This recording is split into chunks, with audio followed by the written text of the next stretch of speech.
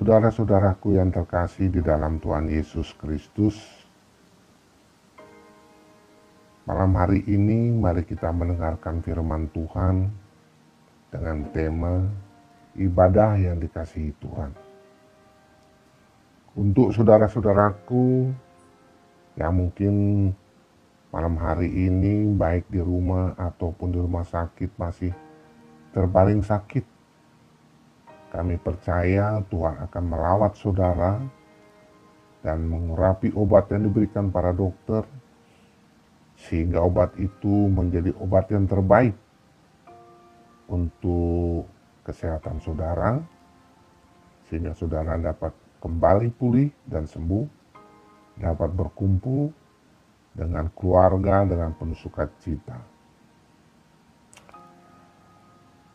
Mari kita bersatu di dalam doa.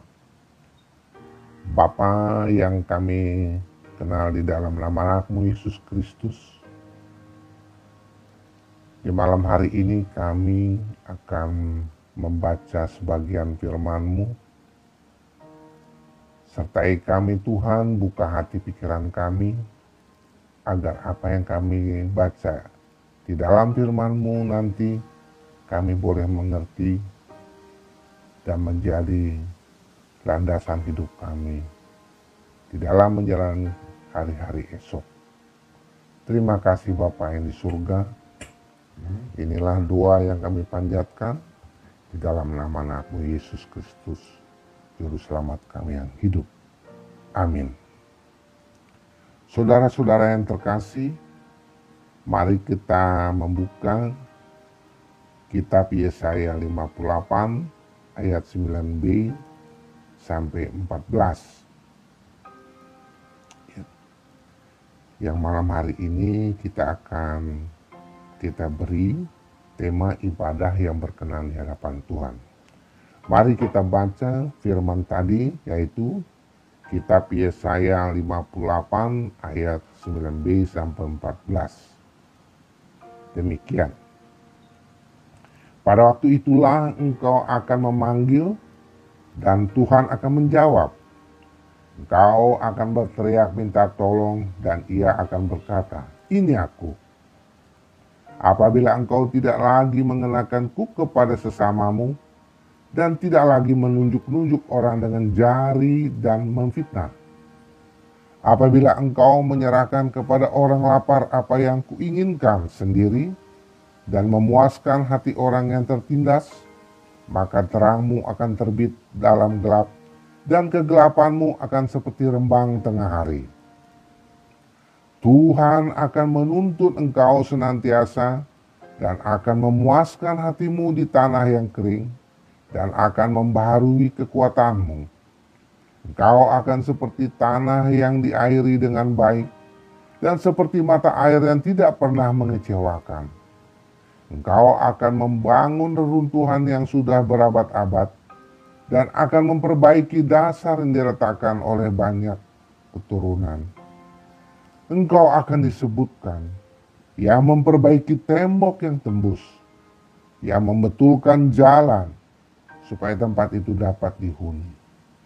Apabila engkau tidak menginjak-injak hukum Sabat dan tidak melakukan urusanmu pada hari kudusku, apabila engkau menyebutkan hari Sabat, hari kenikmatan, dan hari kudus Tuhan, hari yang mulia, apabila engkau menghormatinya dengan tidak menjalankan segala acaramu, dan dengan tidak mengurus urusanmu, atau berkata omong kosong, maka engkau akan bersenang-senang karena Tuhan. Dan aku akan membuat engkau melintasi puncak bukit-bukit di bumi dengan kendaraan kemenangan. Aku akan memberi makan engkau dari milik pusaka Yakub, bapa leluhurmu, sebab mulut Tuhanlah yang mengatakannya. Demikianlah bacaan firman kita. Saudaraku yang dikasihi Tuhan Yesus Kristus, tema yang akan kita jelaskan di malam hari ini adalah ibadah yang berkenan di hadapan Allah. Mengapa disebut ibadah yang berkenan di hadapan Allah? Bukankah ibadah menyenangkan hati Allah? Alasannya adalah sangat sederhana. Karena banyak ibadah yang dibenci atau tidak disukai oleh Allah. Atau mungkin saja ada orang beribadah tapi Allah tidak menyukai. Alkitab menjelaskan tentang ibadah yang tidak berkenan di hadapan Allah. Yang pertama, kemunafikan bagi Allah ketika beribadah, berdoa, berpuasa, mengeluarkan kata-kata manis, dan juga memberikan korban persembahan, akan tetapi dalam praktek hidupnya, mereka masih hidup dalam dosa. Yang kedua, mereka mencari keuntungan dirinya sendiri dan suka mengorbankan orang lain demi keuntungan atau kepentingannya. Fakta itulah yang dicatat Alkitab di dalam Perjanjian Lama hingga Alkitab Perjanjian Baru. Jika kita simak apa yang dikatakan para nabi di Perjanjian Lama, Allah telah berfirman, oleh karena bangsa ini datang mendekat dengan mulutnya dan memuliakan aku dengan bibirnya, padahal hatinya menjauh daripada aku dan ibadahnya kepadaku hanyalah perintah manusia yang dihafalkan. Ini dapat kita baca dalam kitab Yesaya 29 ayat 13. Oleh sebab itu Nabi Yesaya menyerukan pertobatan serius dari umat Allah. Pertobatan yang berwujud pada penyelarasan antara ketaatan pada ritus dan hukum keagamaan dengan tindakan nyata dalam kehidupan sehari-hari. Menurut Nabi Yesaya, doa dan permohonan mereka tidak dijawab oleh Allah karena yang pertama, pola kehidupan ibadah mereka yang palsu.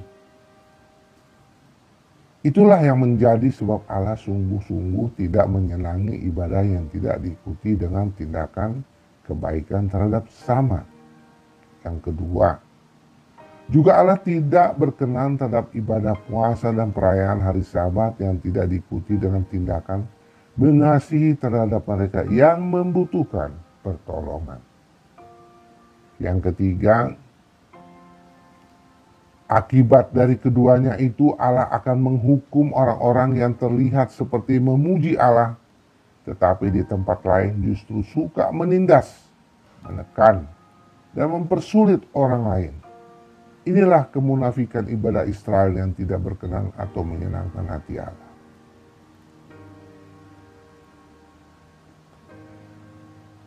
Oleh karena itu Nabi Yesaya memberi peringatan kepada orang Israel dan juga kita sebagai umat yang dikasihi oleh Allah, agar supaya dapat menguduskan hari Sabat atau hari Tuhan. Nabi Yesaya menyuarakan betapa berharganya dan kudusnya hari Sabat itu bagi Allah. Jadi yang harus orang Israel dan kita lakukan pada hari Sabat itu adalah melakukan kehendak Allah, bukan melakukan urusan dan kepentingan sendiri. Karena hari Sabat sebagai hari yang Allah kuduskan, berarti orang Israel juga harus menguduskannya dan hidup dalam kekudusan dan kesucian. Bila pelaksanaan Sabat dijalankan seturut dengan kehendak Allah, maka Allah berjanji akan memberkati mereka dan mereka menjadi berkat bagi sesamanya. Lalu, di dalam Alkitab Perjanjian Baru, Tuhan Yesus sendiri mengungkapkan hal yang sama dengan berkata, "Percuma mereka beribadah kepadaku, sebab bangsa ini memuliakan aku dengan bibirnya, padahal hatinya jauh daripada aku." Dalam Injil Matius 15 ayat 8. Bagaimana ibadah yang berkenan kepada Allah? Ibadah yang disukai Allah harus berpusat pada Allah itu.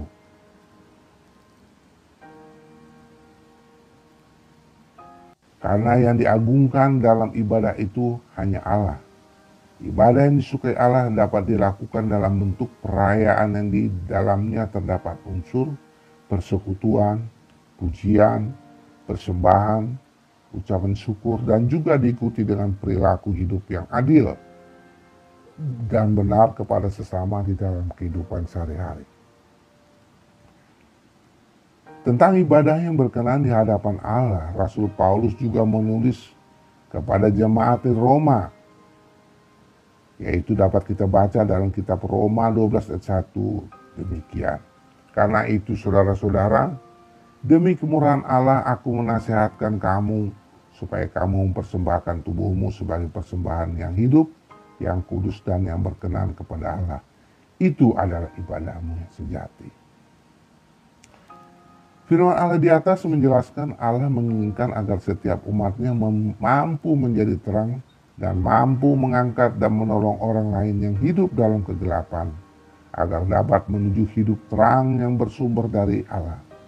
Dengan demikian, kita yang mengasihi Allah harus juga dibuktikan dengan tindakan mengasihi sesama manusia dan juga harus bisa mengaplikasikan iman serta ibadah kita dalam kehidupan sehari-hari.